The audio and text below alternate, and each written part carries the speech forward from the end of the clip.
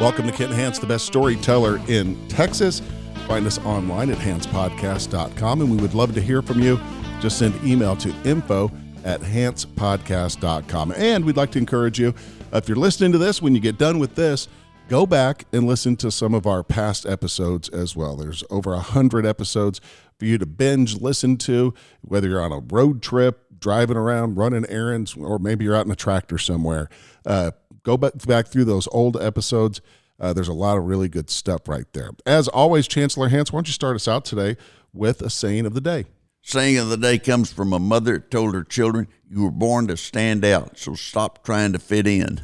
And I like that. You can just hear some mom didn't like the kids that were running around with or something. You were born to stand out, so stop trying to fit in. It makes me think of whatever happened to individuality, and now it seems like everybody just wants to be part of a group and group think, and they don't want to think on their own. I don't know. It's not good. Big story last week was the reaction from the White House and from the Pentagon to the attacks in the Middle East. President Biden took action, and here's a report from White House correspondent NBC's Peter Alexander. Tonight, the American retaliatory strikes have begun. U.S. Central Command saying late this evening, U.S. forces began striking more than 85 targets in Iraq and Syria. The U.S. strikes come in response to that deadly drone attack by Iranian-backed militias that struck Tower 22, a desert outpost in Jordan, killing 3 U.S. service members. That attack among more than 160 against American targets by Iranian-backed militias since October. The U.S. today also launching preemptive strikes on the Iranian-backed Houthis. NBC's Courtney Kuby is in the region tonight. I'm here on the USS Eisenhower in the Red Sea, where just a couple hours ago, nearly a dozen FA-18 fighter jets took off from the deck of this aircraft carrier. Their mission, to stop multiple incoming drones fired by Houthi rebels in Yemen. They were supported by EA-18 Growlers, protecting the fighter jets from Houthi air defenses. Now, defense officials stress that these actions tonight were not part of the larger retaliatory actions that the U.S. has been talking about all week. Again, that's NBC's Peter Alexander reporting. Right. The White House did the right thing, but it was a little late. And I think there are a lot of people thought they should have struck harder. And along with the theory of, look, if you thump us on the ear, we're going to knock your teeth out. And that's simple, but it's understandable. And that they want to try to hit back, but they don't want to hit too hard and get a war started. Well, if you announce that's your strategy, the enemy's they're going to adjust their strategy to meet yours. And so, in the White House didn't go back after Iran. They hit bases in Syria and Iraq, and there's a lot of places over there that have different groups. Some groups may have 40,000 people, soldiers. Some groups may have 50, and they're all up to no good, and they've got money now. And when we reached a settlement with the Iranians, there was $1.450 billion that was given back to them in cash, in American cash. Well, they can give that to these various terrorist groups and create a lot of problems and kill a lot of Americans, and it's not good. It shows you how strong the dollar is, and I've said this before, that when I was in Argentina, there's more $100 bills in Argentina than any country in the world except the United States. And because if you've got a $100 bill, inflation's not going to kill you. So every time they'll pay more for a $100 bill because that way they can stay up with inflation. The problem is you have the poorer people that can't even afford a $100 bill. They get trapped in that inflation. We're seeing a lot of change come about in Argentina, and the new president making some headway, and he's getting a lot of pushback on some that are getting cut off from their welfare benefits. Another interesting thing that I think people may have missed with the strike that was ordered is the use of the B-1 bomber. And here's an interesting take on what message that sends.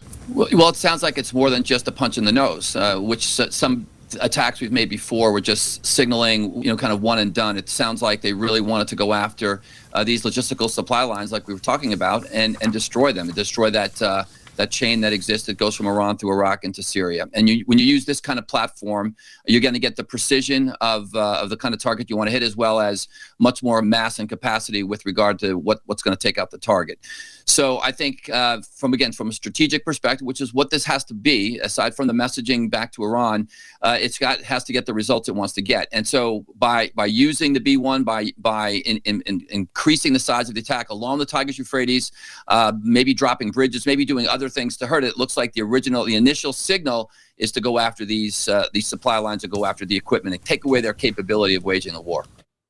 They flew those from the United States there to do that. Yeah, and they wouldn't tell you anything, but that you got B-1 bombers in Abilene, and that are Texas based, and with their refueling capability, they can go there and back. I mean, that's a heck of a deal. And it does send a signal that we're serious about this. And if they want to cut off the supply chain, well, then that's something they can definitely do with a B-1 bomber. Another story this week was some resolution and explanation to General Lloyd Austin missing with his cancer diagnosis. Here he is explaining what happened. We did not handle this right, and I did not handle this right. I should have told the president about my cancer diagnosis. I should have also told my team and the American public. And I take full responsibility. I apologize to my teammates and to the American people. I never directed anyone to keep my January hospitalization from the White House. I'm offering all of this as an explanation and not an excuse. Interesting. Well, it is. Look, if you're a cabinet member, especially the Defense Department, you can't be hiding things because the public's going to be on to it, and you're going to get a lot of criticism. And get it out and get it over with. And that's what I always used to say in politics. If you got a bad story, get it out there and get it over with. And don't let it fester. It's interesting because he was questioned about this. Had this been any other active duty military personnel, they would be pretty seriously reprimanded for not letting someone know where they were. Yeah, letting them know where they were and why. Right. And, I mean, he's a decision maker, on what you're doing about the strikes that we've had where some of our soldiers have been killed, that he's a decision maker on what we're going to do, who we're going to hit, and how quickly. Right, and you never know when that's going to happen, and he needs to be available. Yeah, right, 100% of the time. On a lighter note, did you see the story about the Pizza Hut and the typo that they made? Every once in a while, somebody will really have a bad day. And the Pizza Hut had a sign, and the sign said, dining room is closed because of unforeseen circumcisions. And they meant to say circumstances, but they said circumcisions. Mm-hmm. And then later they said that they were given a discount, because of the language was wrong and everything. And to give a discount, you could buy so many pizzas for $5 and no tip required. And they had a lot of play on words. And a hospital located nearby put up signs and said, if you were involved in that, come by and we will, try to take care of you. But that makes you think, golly. You have a sign that goes up. I ran for state senate in 1974, and I didn't have any name idea. I'd never held office. And we had a billboard. It was a bright orange, like on a prison uniform or something, in black, because it stood out so much. And it said, Ken Hance for state senate.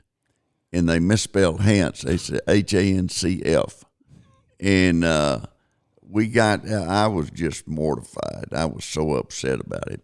And they had one in Abilene, in Odessa, had one in Odessa, and there was a newspaper story about it.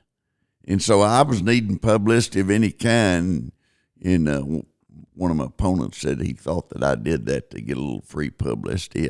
That's not something that gives you, outstanding thought process. That people say, boy, he's really on top of it. They put a sign up there, can't spell his name.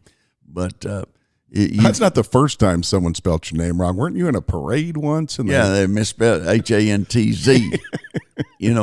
They put the sign on my car after I'd gotten in the car. It was butcher paper, and they had a marker, and it said State Senator. No, it was U.S. Congress. It was in Denver City. U.S. Congressman Kent Hance, Hantz. And, and the whole time, one guy yelled at me from sidewalk, they misspelled your name. I thought, what's he talking about? And then when I got to the end, we got out to take everything off. There it was. They had misspelled my name. It's amazing how good my proofreading gets after I've hit send. Yeah. It's real good. That goes back on, remember this, alcohol and send do not mix. They do not. So if you've been drinking alcohol, do not hit send. I saw this story about a woman in Colorado that just found out that she's running for president, but it made me think of your in 1980 where you fell in the presidential election. I was a conservative Democrat. I was at the National Democratic Convention, sitting in the stands, good seats in New York City, and they said Texas, said Texas cast so many votes for Jimmy Carter, so many votes for Ted Kennedy, and 3 for Congressman Ken Hance. And my daughter, she wasn't very old at the time. She was in junior high, I think, and she yelled, "That's my daddy!" And people around us started applauding and hey, way to go, way to go. And a farmer from Hereford, Gerald McCatherine, voted for me, and good guy. And then another guy that's a bull hauler, Roydell Messer, who passed away, and they're having his funeral today in Amarillo. And he's from Amarillo Canyon, Hereford area. He was a bull hauler. He went to that convention. They didn't like Carter, and they didn't like Kennedy, so they just voted for me, and I came in third. Little trivia question. That's pretty there. good trivia, though. You finished third in the presidential election. In the primary, yeah. I love that. At the convention. Oh, that's good stuff. Staying in Colorado, I believe this happened there. A 60-year-old woman survived being compacted in a garbage truck. She went to put in her garbage, and she got up on a rock or stone or something to put her garbage in there, and she grabbed at something and fell in. And she had been drinking, and I think she, went to sleep, i.e. passed out. Mm-hmm. And the garbage truck came by and picked up the bin and then compacted it 4 times. I mean, she got squeezed. And neighbors started hearing, things, and they called the police, called 911, said there's somebody yelling inside that garbage truck. The firemen came out there, and they finally got her out and got her to the hospital, and she was going to be okay. A reminder to go back through our past episodes and listen to some of the great interviews. Dr. Ben Carson, that was a great interview. That was about a year and a half or so ago. Great conversation with him. And also, if you're listening on Apple or Spotify, make sure that you hit the follow and subscribe button. They change the algorithms all the time. And if you did it 6 months ago, you're probably not being notified that there's a new episode. So if you do that, then you will be notified. Also, share our podcast on your social media. Follow us on Instagram at Best Storyteller Podcast. Guy stole an ice cream truck. Not real smart. Well, he stole it in January in Connecticut, and it had $32,000 worth of ice cream on it. And that, stupid criminals. There was that. And then in Pennsylvania last month, it was in January, a guy got put in jail, and he got out, they didn't require a bond. I mean, that's a problem. They're not requiring bonds on these people. And he got out, and they didn't require a bond, but he got back in 15 minutes. he threw a pole through a county sheriff's office window. After he got out, he was mad. They had locked him up, and I guess he thought that by throwing a pole through the window, they'd leave him alone. That's not right. Right back in to jail. 15 minutes. And, in New York, you had those 4 illegal aliens jump the 2 policemen and try to beat them up. And then they got out on personal recognizance bond. And when they were being released, they shot the finger to everybody that was watching on TV. And one of the police administrators said that usually that if somebody's assaulted a police officer, they set a high bond or just hold them and don't let them be out on bond at all. And the bond issue is a big issue. And George Soros, he's always supported personal recognizance bonds, and it's just not good. I mean, people that are major criminals, they get a bond and they're gone. That's got to cause a huge rift between the police department doing their job and then the people that they arrest just back on the street again without it really hurts the morale of the police, hurts the morale of the district attorney's office. They work together to try to get convictions where someone's committed a crime, but to turn 4 illegal aliens loose after they assaulted 2 police officers is ridiculous. Another ridiculous thing this week in Boston, they shut down a community center where kids go after school, inner city kids, and go and participate in sports or crafts or learning, or they shut it down. Kids could not go there so they could house the immigrants. Yep. See, I think Governor Abbott did a really smart thing when he started moving them. It's easy for someone in Boston or Detroit or New York or Washington to say, we're a sanctuary city and we welcome you. Well, you have about 40,000 show up. Do you really welcome them? They don't. And it cuts into their budget. And now they're saying that New York City is going to be over $110 billion. That's the cost. I think they put in a lot of their own figures, run those costs up. But Denver, they're getting a lot of pushback. In Chicago, Chicago's kind of a bad situation. That in 1950, you had 3.6 million people living in Chicago. Now it's down to 2.7. And they've gotten out of certain areas that they just can't live there. Mm-hmm. Too much crime, and they're complaining about the number of illegal aliens that they have.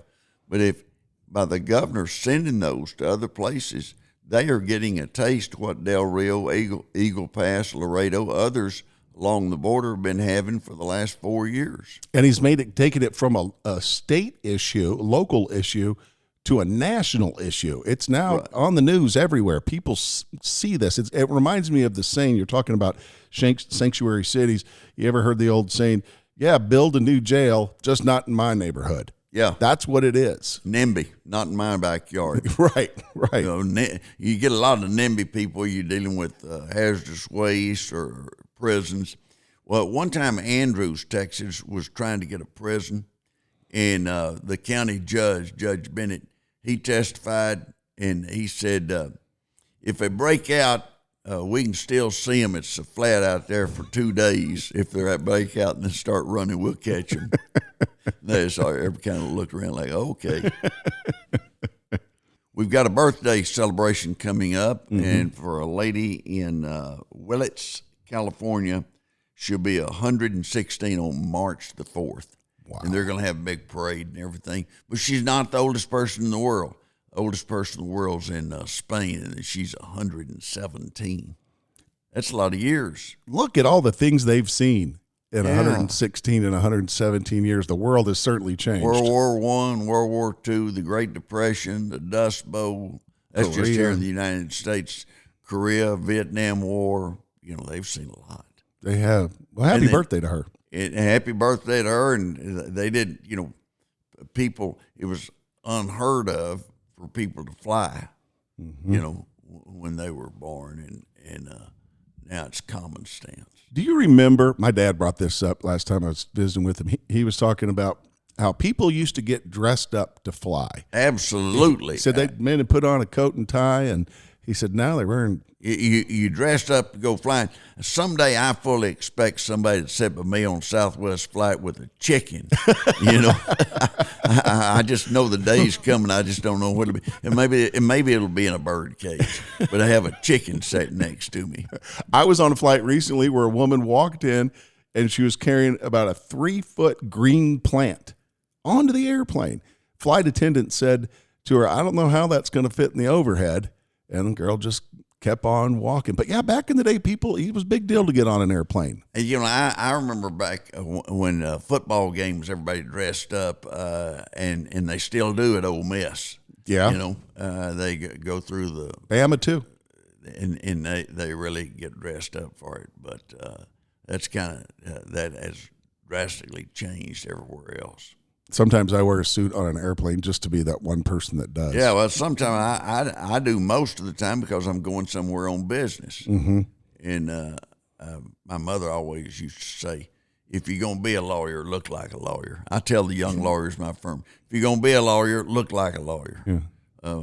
Matt Maloof from Lubbock one time sold me an Oxford suit in 1985, and I've still got it. It still fits. Really? It must be classic, too. It's nothing It's crazy. Classic. Yeah. It just stand by day to day. You can always use it. Country music, Grammys last night. A lot of winners and they're really good singers and everything. But I looked at something yesterday, and there's a certain number of country stars, well known, that got nominated for a Grammy but have never received one. And I made a list. Rascal Flatts is 0 for 4, Amazing. And great. Kenny Chesney, 0 for 6. He doesn't have a Grammy? Wow. And Toby Keith, 0 of 7. Blake Shelton, 0 of 8. Nominated 8 times and has not won one. But the one that shocked me, Martina McBride, 0 of 14. Wow. She's been nominated 14 times and hadn't got one. I'd tell them after I'd been nominated for it, y'all can just drop me. You don't need to nominate me. Give me another 0. I'm not going to get dressed up and come. I've lost 14 times. Out of 14 years. One time we had Pat Green and Josh Abbott, are both Texas Tech guys and both well-known country western singers. And I was introducing one of them, and I'd lost my notes, and I said, "Winner of many Grammys," and Pat Green said, "I want you to continue to go around and introduce me." That's funny. Speaking of Texas Tech guys, we had a tragic situation at Navy SEAL. That's a 2019 graduate of Texas Tech, Gates Ingram, died in the Arabian Sea. And he was on maneuvers, and he drowned. And it's just a tragic situation. There's a deal at the Byron Nelson Stadium at Country Club, Trophy Club, Texas, up in the Dallas-Fort Worth area. On Saturday, this coming Saturday, they're honoring him at 10 o'clock. And then on Sunday, the day of the Super Bowl, we're having a service honoring him at 10 o'clock Sunday morning at the chapel there at Texas Tech. His granddad was sheriff in Hardeman County, Quanah, and was sheriff there 18 years. And their family has been one that has given of their time and their efforts to law enforcement and military operations. And he was so proud to be a Navy SEAL. And he just felt like that he was doing what it was meant for him to do. And his dad, I talked to his dad Saturday, and they're just devastated. But he's got a positive attitude, and he said the Navy SEALs, the Navy SEALs have an organization that helps families that lose someone, and he said that they've been remarkable. And shout out to my friend Steve Sherwood. He's going to fly the family out to Lubbock for that ceremony on Sunday at 10 o'clock Sunday morning at the chapel at Texas Tech. And then on Saturday, the day before, at the Byron Nelson High School football stadium, they're going to have a ceremony there honoring him. But what a real star! You know, next Sunday we'll see Patrick Mahomes playing, and the other quarterbacks from Iowa State, and so a couple of the Big 12 guys are leading their teams.